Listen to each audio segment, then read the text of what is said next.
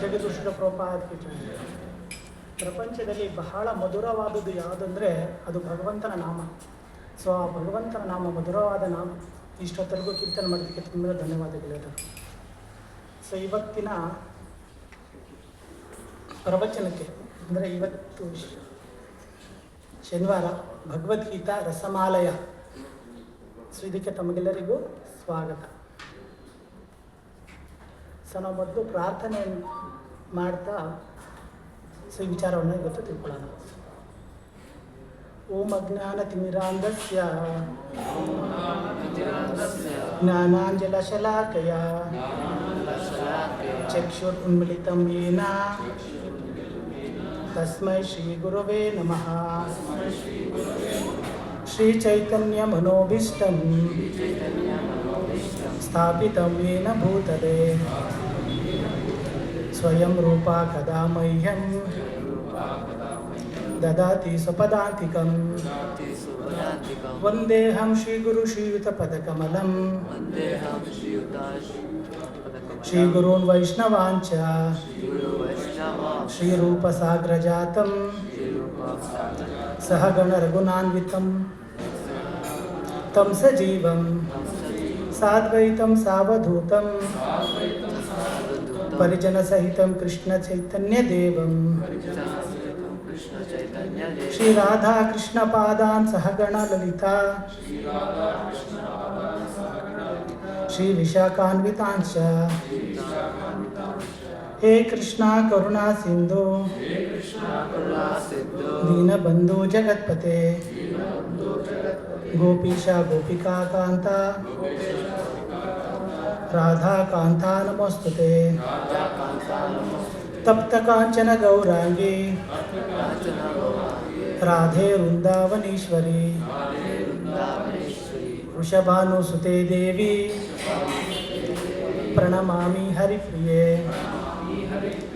ವಾಂಛಾಕಲ್ಪತರುಭ್ಯಸ್ಯ ಕೃಪಾ ಸಿಂಧುಭ್ಯ ಏವ ಚ ಪತಿತಾನಾಂ ಪಾವನೇಭ್ಯೋ ವೈಷ್ಣವೇಭ್ಯೋ ನಮೋ ನಮಃ. ಜೈ ಶ್ರೀ ಕೃಷ್ಣ ಚೈತನ್ಯ ಪ್ರಭು ನಿತ್ಯಾನಂದ ಶ್ರೀ ಅದ್ವೈತ ಗದಾಧರ ಶ್ರೀವಾಸಾದಿ ಗೌರ ಭಕ್ತವೃಂದ. ಹರೇ ಕೃಷ್ಣ ಕೃಷ್ಣ ಕೃಷ್ಣ ಹರೇ ಹರೇ ಹರೇ ರಾಮ ರಾಮ ರಾಮ ಹರೇ ಹರೇ.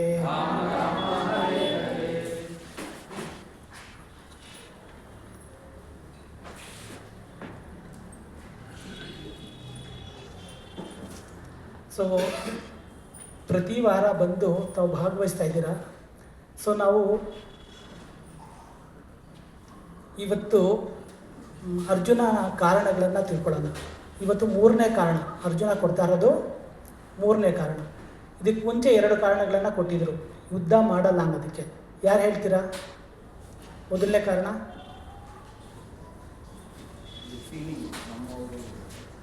ಎಸ್ ಪ್ರಭು. ಸೊ ಅನುಕಂಪ ಬಂದಿದೆ, ಕರೆಕ್ಟು. ಸೊ ಎರಡನೇದು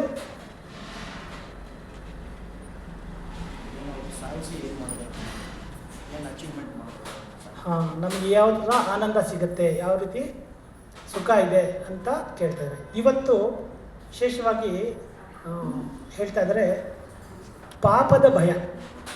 ಮೂರನೇ ಕಾರಣ ಕಾಡ್ತಾ ಇದೆ, ಪಾಪದ ಭಯ ಕಾಡ್ತಾ ಇದೆ. ಯಾರಿಗೆ? ಅರ್ಜುನನಿಗೆ. ಈ ಭಯ ಅರ್ಜುನನಿಗೊಬ್ಬನಿಗೆ ಅಲ್ಲ, ನಮಗೂ ಕೂಡ ಕಾಡುತ್ತೆ. ಸೊ ನಿಜವಾಗ್ಲೂ ನಾವು ಮನುಷ್ಯ ಜನ್ಮವನ್ನು ತಗೊಂಡಿದ್ದೀವಿ ಅಂದರೆ ನಾವು ಪ್ರತಿಯೊಂದು ಕಾರ್ಯ ಮಾಡಬೇಕಾದ್ರೆ, ಪ್ರತಿಯೊಂದು ಚಟುವಟಿಕೆ ಮಾಡಬೇಕಾದ್ರೆ ಈ ಪಾಪದ ಭಯ ಇದ್ದೇ ಇರುತ್ತೆ. ಯಾಕಂದರೆ ನಮಗೆ ಯಾವುದು ಸರಿ ಯಾವುದು ತಪ್ಪು ಅನ್ನೋ ಯೋಚನೆ ಮಾಡುವಂಥ ಶಕ್ತಿ ಇಲ್ಲ. ಸೊ ಆದರೆ ಇಲ್ಲಿ ಅರ್ಜುನ ಯೋಚನೆ ಮಾಡ್ತಾ ಇದ್ದಾನೆ. ಸೊ ಯಾವ ರೀತಿ ಯೋಚನೆ ಮಾಡಿ ಯಾವ ರೀತಿ ಅವ್ರು ಹೇಳ್ತಾ ಇದ್ದಾರೆ ಅನ್ನೋದು ಶ್ಲೋಕದ ಮುಖಾಂತರ ನಾವು ತಿಳ್ಕೊಳ್ಳೋಣ. ಸೊ ನಾನು ಶ್ಲೋಕ ಒಂದ್ಸಲ ಹೇಳ್ಕೊಡ್ತೀನಿ. ಸೊ ಎಲ್ಲರೂ ರಿಪೀಟ್ ಮಾಡಿ. ಪಾಪಮೇವಾಶ್ರಯಾದಸ್ಮಾನ್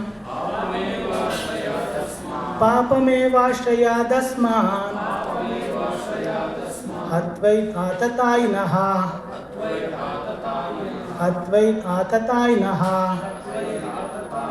ತಸ್ಮಾನ್ ಅರ್ಹ ವಯಂ ಹಂತುಂ ತಸ್ಮಾನ್ ಅರ್ಹ ವಯಂ ಹಂತುಂ ಧೃತರಾಷ್ಟ್ರಾನ್ ಸ ಬಾಂಧವಾನ್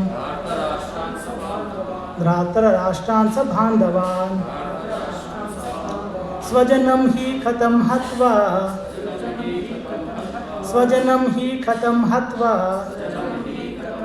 ಸುಖಿನಂ ಸ್ಯಾಮ ಮಾಧವ ಸುಖಿನಂ ಸ್ಯಾಮ ಮಾಧವ. ಸೊ ಅದೇ ಥರ ಮುಂದಿನ ಶ್ಲೋಕನೂ ಕೂಡ ರಿಪೀಟ್ ಮಾಡಿ. ಯದ್ಯಪ್ಯೇತೇನ ಪಶ್ಯಂತಿ ಯದ್ಯಪ್ಯೇತೇನ ಪಶ್ಯಂತಿ ಲೋಭೋಪಹತ ಚೇತಸಃ ಲೋಭೋಪಹತ ಚೇತಸಃ ಕುಲಕ್ಷೇಯಂ ಕೃತಂ ದೋಷಂ ಕುಲಕ್ಷೇಯಂ ಕೃತಂ ದೋಷಂ ಮಿತ್ರದ್ರೋಹೇ ಚ ಪಾತಕಂ ಮಿತ್ರದ್ರೋಹೇ ಚ ಪಾತಕಂ ಕಥಂ ನಾಗ್ನೇಯಂ ಸ್ನಾಭಿ ಕಥಂ ಆಗ್ನೇಯಂ ಅಸ್ನಾಭಿ ಪಾಪದಸ್ನಾನಿ ವರ್ತಿತುಂ ಪಾಪದಸ್ನಾಮಿ ನಿವರ್ತಿತುಂ ಕುಲಕ್ಷೇಯಂ ಕೃತಂ ದೋಷಂ ಕುಲಕ್ಷೇಯಂ ಕೃತಂ ದೋಷಂ ಪ್ರಪಶ್ಯತಿ ಜನಾರ್ದನ ಪ್ರಪಶ್ಯತಿ ಜನಾರ್ದನ. ಸೊ ಇವತ್ತು ನಾವು ತಿಳ್ಕೊಳ್ತಾ ಇರೋದು, ಚರ್ಚೆ ಮಾಡ್ತಾ ಇರೋದ್ರ ಬಗ್ಗೆ ಅಂದರೆ 36, 37, 38. ಸೊ ಈ 3 ಶ್ಲೋಕಗಳ ಬಗ್ಗೆ ನಾವು ತಿಳ್ಕೊಳ್ಳೋಣ. ಸೊ ಮೊದಲನೇದಾಗಿ ಈ ಪದ್ಯದಲ್ಲಿ ಬಳಕೆ ಆಗಿದೆ ಪಾಪಮೇವಾಶ್ರಯ ದಸ್ಮಾನ್ ಅಂತ. ಸೊ ಅರ್ಜುನ ಇಲ್ಲಿ ವ್ಯಕ್ತಪಡಿಸ್ತಾ ಇದ್ದಾರೆ, ಪಾಪದ ಆಶ್ರಯವನ್ನು ನಾವು ಪಡಿಬೇಕಾಗತ್ತೆ. ಬರೀ ಪಾಪ ಮಾಡೋದಲ್ಲ, ಪಾಪದ ಆಶ್ರಯವನ್ನು ಪಡಿಬೇಕಾಗತ್ತೆ. ಯಾಕೆ ಪಾಪದ ಆಶ್ರಯವನ್ನು ಪಡಿಬೇಕಾಗತ್ತೆ? ಸಜನಂ ಅಂದರೆ ಇಲ್ಲಿ ಎದುರುಗಡೆ ಬಂದಿರೋರು ಯಾರು? ನಮ್ಮ ಬಂಧುಗಳು ಅಂತ ಹೇಳ್ತಾ ಇದ್ದಾರೆ. ಆದರೆ ಅದಕ್ಕೂ ಮುಂಚೆ ಹೇಳ್ತಾ ಇದ್ದಾನೆ ಆತ ತಾಯಿನಃ ಅಂತ ಹೇಳ್ತಾ ಇದ್ದಾನೆ. ಸೊ ಈ ಆತ ತಾಯಿನ ಅನ್ನೋ ಯಾರು ಆತ ತಾಯಿನ ಅಂತ ನಾವು ತಿಳ್ಕೊಳ್ಳೋಣ. ಸೊ ಆದರೆ ಇಲ್ಲಿ ಅರ್ಜುನನೇ ಕ್ಲಿಯರ್ ಮಾಡ್ತಾ ಇದ್ದಾನೆ, ಏನು ಆತ ತಾಯಿನ ಇವರು ಅಂತ. ಸೊ ಅದರಲ್ಲಿ ಅವರು ಹೇಳ್ತಾ ಇದ್ದಾನೆ ಇವರು ಸ ಬಾಂಧವಾನ್ ಸಜ್ಜನಂ ಅನ್ನೋ ವಿಚಾರ ಕೂಡ ಹೇಳ್ತಾ ಇದ್ದಾನೆ. ಸೊ ಇದು ಅರ್ಜುನನ ಒಂದು ಗೊಂದಲ ಆಗಿದೆ. ಸೊ ನಾವು ನಮ್ಮವ್ರನ್ನ ಕೊಲ್ಲೋದ್ರೆ ಪಾಪ ನಮಗೆ ಬರುತ್ತೆ ಅನ್ನೋದು ಅರ್ಜುನ ವಿಚಾರ ಹೇಳ್ತಾ ಇದ್ದಾರೆ. ಆದರೆ ಧರ್ಮದ ಪ್ರಕಾರ, ಶಾಸ್ತ್ರಗಳ ಪ್ರಕಾರ ಅದೇನು ತಪ್ಪಲ್ಲ. ಸೊ ಆದರೆ ಅರ್ಜುನ ಇಲ್ಲಿ ಹೇಳ್ತಾ ಇದ್ದಾನೆ ಶ್ಯಾಮ ಮಾಧವ ಅಂತ ಕರಿತಾ ಇದ್ದಾರೆ. ಏ ಮಾಧವ, ಸೊ ನಾವು ನಮ್ಮವ್ರನ್ನ ಕೊಂದರೆ ಇದು ಖಂಡಿತವಾಗ್ಲೂ ಪಾಪದ ಲೇಪ ಆಗುತ್ತೆ ನಮಗೆ ಅಂತೇಳಿ ತಿಳಿಸ್ಕೊಡ್ತಾ ಇದ್ದಾನೆ. ಸೊ ಇದು ಯಾವ ರೀತಿ ಪಾಪದ ಲೇಪ ಆಗುತ್ತೆ, ಅವನು ಯಾವ ಒಂದು ಅರ್ಥದಲ್ಲಿ ಇದನ್ನು ಹೇಳ್ತಾ ಇದ್ದಾನೆ ಅನ್ನೋದನ್ನು ನಾವು ಒಂದು ಸಣ್ಣ ಸಣ್ಣ ವಿವರಣೆಗಳನ್ನು ಹೇಳ್ತಾ ತಿಳ್ಕೊಳ್ಳೋಣ. ಸೊ ಪಾಪಂ ಏವ ಆಶ್ರಯತ್ ಅಂದರೆ, ಸೊ ನಮಗೆ 2 ರೀತಿಯಾದದ್ದು ಪಾಪಗಳನ್ನು ಇವತ್ತು ನಾವು ಚರ್ಚೆ ಮಾಡೋಣ. ಅಂದರೆ ಲೆಕ್ಕ ಇಲ್ಲದಷ್ಟು ಪಾಪಗಳಿದೆ ಕಲಿಯುಗದಲ್ಲಿ. ಸೊ ಲೆಕ್ಕ ಇಲ್ಲದಷ್ಟು ಪಾಪಗಳಿದೆ. ಆದರೆ ಇಲ್ಲಿ ನಾವು 2 ರೀತಿಯಾದಂಥ ಪಾಪಗಳನ್ನು ನೋಡ್ಕೊಳ್ಳೋಣ. ಸೊ ಯಾವುದು ಅಂದರೆ ಒಂದು ಅಧಿಕೃತ ಪಾಪ, ಇನ್ನೊಂದು ಅನಧಿಕೃತ ಪಾಪ.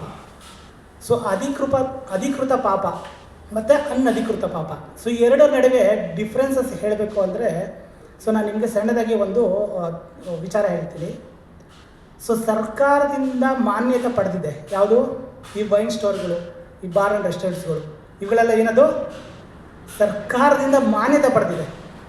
ಸೊ ಅದು ಪಾಪನೇ, ಆದರೆ ಅಧಿಕೃತ ಪಾಪ ಅದು. ಆದರೆ ಸರ್ಕಾರದಿಂದ ಮಾನ್ಯತೆ ಪಡೆದೇ ಈ ಕಳ್ಳಬಟ್ಟಿ ಮತ್ತು ಇದೆಲ್ಲ ಮಾಡ್ತಾ ಇರ್ತಾರೆ. ಸೊ ಅದಕ್ಕೂ ಏನು ಡಿಫ್ರೆನ್ಸ್ ಇಲ್ಲ. ಸೊ ಆದರೆ ಅದು ಸರ್ಕಾರದಿಂದ ಮಾನ್ಯತೆ ಪಡೆದಿಲ್ಲ, ಇದು ಸರ್ಕಾರದಿಂದ ಮಾನ್ಯತೆ ಪಡೆದಿದೆ. ಸೊ ಅಷ್ಟೇ ಡಿಫ್ರೆನ್ಸು. ಸೊ ಈ ಪಾಪಗಳಲ್ಲಿ ಯಾವುದು ಮಾನ್ಯತೆ ಪಡೆದಿದೆ, ಯಾವುದು ಮಾನ್ಯತೆ ಪಡೆದಿಲ್ಲ ಅನ್ನೋದು ಒಂದು ವಿಚಾರ ಇದೆ. ಸೊ ಉದಾಹರಣೆ ನಿಮಗೆ ಜಸ್ಟ್ ಈ ಥರ ಉದಾಹರಣೆ ಕೊಟ್ಟೆ. ಅದೇ ರೀತಿ ಶಾಸ್ತ್ರಗಳಲ್ಲಿ ಸೊ ನಮಗೆ ಪಾಪವನ್ನು ಮಾಡಬೇಕು ಅಥವಾ ಏನಾದ್ರದ್ದು ಕ್ರಿಯೆ ಮಾಡಬೇಕಾದ್ರೆ ಅಧಿಕೃತವಾದದ್ದು ಯಾವುದು, ಅನಧಿಕೃತವಾದದ್ದು ಯಾವುದು ಅಂತ. ಸೊ ಇಲ್ಲಿ ಅರ್ಜುನ ಅಧಿಕೃತವಾದದ್ದೇ ಮಾಡ್ತಾ ಇದ್ದಾನೆ, ಇಲ್ಲೇನು ಅನಧಿಕೃತವಾದದ್ದೇನು ಮಾಡ್ತಾ ಇಲ್ಲ. ಸೊ ಅದಕ್ಕೆ ನಾವು ಫಾರ್ ಎಕ್ಸಾಂಪಲ್ ಒಂದು ಸಣ್ಣದಾಗಿ ಒಂದು ಕಥೆ ಮುಖಾಂತರ ಒಂದು ವಿಚಾರನ ತಿಳ್ಕೊಳ್ಳೋಣ. ಹಿಂದಿನ ಕಾಲದಲ್ಲಿ ಒಬ್ಬರು ಪೋಸ್ಟ್ ಮ್ಯಾನ್ ಅಥವಾ ಪೋಸ್ಟ್ ಮ್ಯಾನ್ ಇರ್ತಾಯಿದ್ರು. ಅವ್ರು ಏನು ಮಾಡ್ತಾಯಿದ್ರು, ಬೇರೆ ಊರುಗಳಿಗೆ ಹೋಗಿ ಹಳ್ಳಿಗೆ ಹೋಗಿ ಪೋಸ್ಟ್ನ ಕೊಡ್ತಾಯಿದ್ರು. ಸೊ ಕೊಡಬೇಕಾದ ಸಂದರ್ಭದಲ್ಲಿ ಆ ಪತ್ರಗಳನ್ನು ಅವ್ರಿಗೆ ತಲುಪಿಸ್ತಾಯಿದ್ರು. ಕೆಲವರು ಆ ಪತ್ರಗಳನ್ನು ಕೂಡ ಓದಕ್ಕೆ ಬರ್ತಾ ಇರಲಿಲ್ಲ. ಅವರು ಅದನ್ನು ಅವ್ರಿಗೆ ಹೇಳೋರು ಓದಿ ಅಂಥೇಳಿ. ಸೊ ಅವರು ಓದಿ ಆ ವಿಚಾರನ ಹೇಳ್ತಾಯಿದ್ರು. ಸೊ ಅದರಲ್ಲಿ ಕೆಲವೊಮ್ಮೆ ಒಳ್ಳೆ ವಿಚಾರಗಳಿರ್ತಾಯಿತ್ತು, ಇನ್ನೊಂದು ಕೆಟ್ಟ ವಿಚಾರಗಳಿರ್ತಾಯಿತ್ತು. ಆ ಪೋಸ್ಟ್ ಮ್ಯಾನು ಯೋಚನೆ ಮಾಡೋದು ಹೇಗಿರುತ್ತೆ, ಸೊ ನಾನು ಒಳ್ಳೆ ವಿಚಾರ ಹೇಳ್ತಾ ಇದ್ದೀನಿ, ನನಗೆ ಪುಣ್ಯ ಬರ್ತಾ ಇದೆ, ಸೊ ನಾನು ಇವರಿಗೆ ಕೆಟ್ಟ ವಿಚಾರ ತಿಳಿಸ್ತಾ ಇದ್ದೀನಿ, ನನಗೆ ಇದು ಪಾಪ ಬರ್ತಾ ಇದೆ ಅಂತ. ಬಟ್ ಅವನ ಕೆಲಸ ಏನಿತ್ತು ಅಲ್ಲಿ, ಜಸ್ಟ್ ಆ ಪತ್ರವನ್ನು ತಲುಪಿಸಿ ಅದ್ರ ವಿಚಾರವನ್ನು ಮುಟ್ಸೋದು ಅಷ್ಟೇ ಆಗಿರುತ್ತೆ. ಸೊ ಅದೇ ಥರ ಅವರು ಮತ್ತೆ ವಾಪಸ್ ಬರೆಯೋದಕ್ಕೆ ಕೂಡ ಅವ್ರಿಗೆ ಹೇಳ್ತಾಯಿದ್ರು, ಪತ್ರಗಳನ್ನು ಬರೆಯೋದಕ್ಕೆ ಕೂಡ ಹೇಳ್ತಾಯಿದ್ರು. ಸೊ ಆ ಪತ್ರಗಳನ್ನು ಕೂಡ ಅವರು ಪೋಸ್ಟ್ ಮ್ಯಾನೇ ಬರೆದು ಅವ್ರಿಗೆ ಕೊಡ್ತಾಯಿದ್ರು. ಯಾಕಂದರೆ ಹಿಂದಿನ ಕಾಲದಲ್ಲಿ ಬರೆಯೋದಕ್ಕೆ ಬರ್ತಾ ಇರಲಿಲ್ಲ ಹೆಚ್ಚು ಜನಗಳಿಗೆ. ಸೊ ಆದರೆ ಆ ಪೋಸ್ಟ್ ಮ್ಯಾನ್ ಅದನ್ನು ಯೋಚನೆ ಮಾಡೋದು ಹೇಗಿರುತ್ತೆ, ಇದು ನಾನು ಪಾಪ ಕಾರ್ಯ ಮಾಡ್ತಾಯಿದ್ದೀನಿ ಅಥವಾ ಪುಣ್ಯ ಕಾರ್ಯ ಮಾಡ್ತಾಯಿದ್ದೀನಿ, ಈ ಎರಡರಿಂದ ನಾನು ಸುಮ್ಮನೆ ಇರಬೇಕು ಅಂಥೇಳಿ ಅವನೇನಾದರೂ ಯೋಚನೆ ಮಾಡಿ ಸುಮ್ಮನೆ ಉಳಿದ್ಬಿಟ್ರೆ ಏನಾಗುತ್ತೆ, ಅವನಿಗೆ ಇಲ್ಲಿ ಪೋಸ್ಟ್ ಆಫೀಸರ್ ಅವನಕ್ಕಿಂತ ಹೆಡ್ ಇರ್ತಾರಲ್ವ, ಅವ್ರು ಕೇಳ್ತಾರೆ, ಏನಪ್ಪ ನೀನು ಪತ್ರಗಳನ್ನು ಯಾಕೆ ನೀನು ಕೊಡ್ತಾ ಇಲ್ಲ, ಅವ್ರಿಗೆ ತಲುಪಿಸ್ತಾ ಇಲ್ಲ ಅಂತ ಕೇಳ್ತಾರೆ.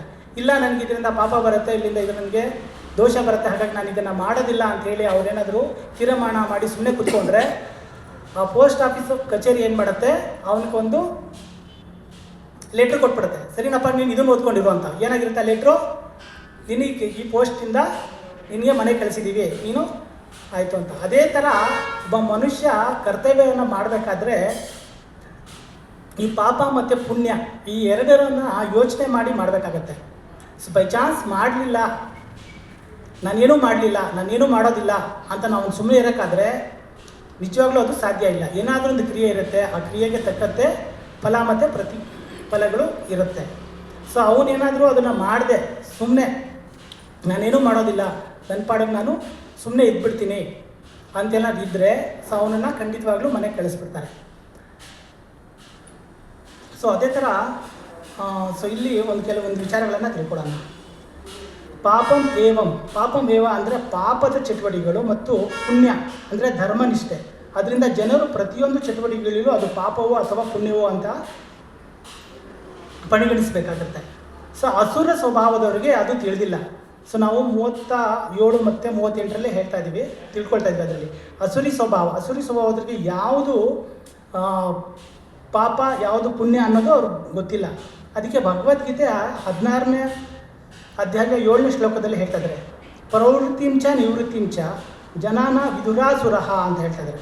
ಅಂದರೆ ಯಾವುದು ಪಾಪ ಯಾವುದು ಸರಿ ಅದರ ಬಗ್ಗೆ ಈ ಅಸುರರಿಗೆ ಕಾಳಜಿನೇ ಇರೋದಿಲ್ಲ. ಸೊ ಅದೇ ಥರ ಇಲ್ಲಿ ಅರ್ಜುನ ಆ ರೀತಿಯಾದ ವ್ಯಕ್ತಿ ಆಗಿಲ್ಲ. ಸೊ ಇವನು ಏನು ಮಾಡ್ತಾ ಇದ್ದಾರೆ, ಯೋಚನೆ ಮಾಡ್ತಾ ಇದ್ದಾನೆ, ಈ ಥರ ಕಾರ್ಯ ಮಾಡಿದ್ರೆ ಸೊ ನಮಗೆ ಪಾಪ ಬರುತ್ತೆ ಅಂತ. ಆದರೆ ಅಸುರರು ಯಾವತ್ತೂ ಯೋಚನೆ ಮಾಡೋದಿಲ್ಲ. ಸೊ ಅದು ಅಸುರರು ಯೋಚನೆ ಮಾಡೋದು ಒಂದೇ ವಿಚಾರ, ನನಗದು ಇಷ್ಟ, ನನಗದು ಬೇಕು, ಅದು ಸರಿನೋ ತಪ್ಪೋ ನನಗೆ ಬೇಕಾಗಿಲ್ಲ. ಹೀಗೆ ಅವನು ಆ ದುಷ್ಕೃತ್ಯಗಳ ಕ್ರಿಯೆಯಲ್ಲಿ ತೊಡಗಿ ಅಧೋಗತಿಗೆ ಒಳಗಾಗ್ತಾರೆ. ಯಾರು ಈ ರೀತಿಯಾಗಿ ಅಸುರಿ ಸ್ವಭಾವ ಯಾರು ಇರ್ತಾರೆ. ಸೊ ಉದಾಹರಣೆಗೆ 2ನೇ ಶ್ಲೋಕ ಇದರಲ್ಲಿ ಹೇಳ್ತಾ ಇದ್ದಾರೆ, ಅರ್ಜುನ ಹೇಳ್ತಾನೆ, ಹೇ ಜನಾರ್ದನ, ಅವರು ನಮ್ಮೊಡನೆ ಯುದ್ಧಕ್ಕೆ ಬಂದಿದ್ದಾರೆ. ಸೊ ಆದರೆ ಅವ್ರಿಗೆ ಗೊತ್ತಾಗ್ತಾ ಇಲ್ಲ ಏನು, ಸೊ ಯುದ್ಧ ಮಾಡೋದ್ರಿಂದ ಕುಲಕ್ಷಯ ಆಗುತ್ತೆ, ಸೊ ಇದರಿಂದ ನರಕ ಸದೃಶ ಜೀವನಕ್ಕೆ ಅವರು ಬೀಳಬೇಕಾಗತ್ತೆ. ಸೊ ಹಾಗಾಗಿ ಈ ಕಾರ್ಯಗಳನ್ನು ನಾವು ಮಾಡಬಾರ್ದು, ಬಟ್ ಅವರು ಮಾಡಿದ್ರೆ ಮಾಡಲಿ, ಅವ್ರಿಗೆ ಗೊತ್ತಾಗ್ತಾ ಇಲ್ಲ ಅನ್ನೋ ಒಂದು ವಿಚಾರವನ್ನು ಹೇಳ್ತಾ ಇದ್ದಾರೆ. ಮತ್ತು ಭಗವದ್ಗೀತೆ 14ನೇ ಅಧ್ಯಾಯ 18ನೇ ಶ್ಲೋಕದಲ್ಲಿ ಹೇಳ್ತಾರೆ, ಜಗಣ್ಯ ಗುಣ ವೃತ್ತಿಷ್ಠ ಅಂತ ಹೇಳ್ತಿದ್ದಾರೆ. ಅಧೋಗಚ್ಚಿ ತಾಮಸಃ ಅಂದರೆ ನರಕಲೋಕದ ವಾಸಿ ಆಗಬೇಕಾಗತ್ತೆ ಮತ್ತು ಕುಲೇಶಯವಾಗುತ್ತೆ ಅಂತ ಹೇಳ್ತಾ ಇದ್ದಾರೆ. ಸೊ ಯಾವ ರೀತಿ ಅಂದರೆ ಈ ಯುದ್ಧ ನಡೆಯೋದ್ರಿಂದ ಅರ್ಜುನ ಹೇಳ್ತಾ ಇದ್ದಾನೆ, ಕುಲನಾಶನ ಆಗ್ತಾ ಇದೆ. ಸೊ ಕುಲನಾಶನ ಆದರೆ ಏನಾಗುತ್ತೆ, ಹಿರಿಯರೆಲ್ಲ ಮಾರ್ಗದರ್ಶನ ಮಾಡೋಕ್ಕೆ ಇರೋದಿಲ್ಲ. ಸೊ ಮಾರ್ಗದರ್ಶನ ಯಾವಾಗ ಹಿರಿಯರಿಂದ ಸಿಗೋದಿಲ್ಲ, ಆಗ ಅಲ್ಲಿರತಕ್ಕಂಥ ಸಂತತಿಗಳು ಅಲ್ಲಿರತಕ್ಕಂತಹ ಜನಾಂಗಕ್ಕೆ ಮಾರ್ಗದರ್ಶನ ಸಿಗೋದಿಲ್ಲ. ಅವ್ರು ಏನಾಗ್ತಾರೆ, ಸರಿ ತಪ್ಪು ಯಾವುದು ಪಾಪ ಯಾವುದು ಪುಣ್ಯ ಅನ್ನೋಂಥ ವಿಚಾರವನ್ನು ಯೋಚನೆ ಮಾಡೋಕ್ಕೆ ಅವ್ರಿಗೆ ಶಕ್ತಿ ಇರೋದಿಲ್ಲ. ಹಾಗಾಗಿ ಅವರೆಲ್ಲ ಏನಾಗ್ತಾರೆ, ಪಾಪದ ವಸನಿಗಳಾಗ್ತಾರೆ. ಸೊ ಅವರೆಲ್ಲ ಕುಲಕ್ಷಯ ಆಗಿ ನರಕಲೋಕದ ವಾಸಿಗಳಾಗ್ತಾರೆ ಅಂತ ಹೇಳ್ತಾ ಇದ್ದಾರೆ. ಇಲ್ಲಿ ಅರ್ಜುನ ಈ ರೀತಿಯಾದ ಒಂದು ಗುಣವನ್ನು ವ್ಯಕ್ತಪಡಿಸೋದಲ್ಲ, ಯುದ್ಧ ಮಾಡ್ತಾ ಇಲ್ಲ. ಆದರೆ ಈ ಗುಣ ಎಲ್ಲಿಂದ ಬಂದಿದೆ ಅಂದರೆ ಅವನ ಗುಣ ಬಂದು ಸಂತನ ಗುಣ, ಅವನದು ಸಂತನ ಗುಣ. ಸೊ ಅವನೊಬ್ಬ ವೈಷ್ಣವನಾಗಿದ್ದಾನೆ. ಬರೀ ಸಂತ ಆಗಿದ್ರೆ ಸಾಲದು, ಅವನೊಬ್ಬ ವೈಷ್ಣವನು ಕೂಡ ಆಗಿದ್ದಾನೆ. ಸೊ ವೈಷ್ಣವ ಅಂದರೆ ಅದು ಹೇಳ್ತಾರೆ, ಅವರು ದೇವತೆಗೆ ಸಮಾನ ಅಂತ ಹೇಳ್ತಾ ಇದ್ದಾರೆ. ವಿಷ್ಣು ಭಕ್ತಿ ಭವೇ ದೈವೇ ಅಸುರ ಅಂತ ವಿಪರ್ಯಹ ಅಂತ ಹೇಳ್ತಾ ಇದ್ದಾರೆ. ಅಂದರೆ ಯಾರು ವೈಷ್ಣವರಾಗಿರ್ತಾರೆ ಅವರಲ್ಲಿ ದೇವತೆಗಳ ಸ್ವಭಾವ ಇರುತ್ತೆ. ಸೊ ಹಾಗಾಗಿ ಅವರು ಈ ರೀತಿಯಾದ ಒಂದು ವಿಚಾರವನ್ನು ಇಲ್ಲಿ ಇಡ್ತಾ ಇದ್ದಾನೆ.